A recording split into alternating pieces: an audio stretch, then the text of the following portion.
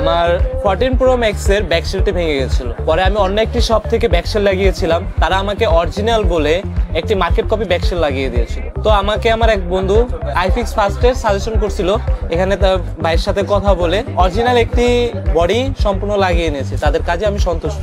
ধন্যবাদ। আপনি দেখতে পাচ্ছেন আমার হাতে হচ্ছে একটা নতুন ফোন, সেটা হচ্ছে আইফোন 14 Pro Max। অন্য এক জায়গায় ব্যাকশেল চেঞ্জ করেছিল, তো অরিজিনাল বলে কপিটা অথবা লাগানো হয়েছিল, পছন্দ হয়নি। আমরা ফুল বডি অরিজিনাল পাচ্ছেন।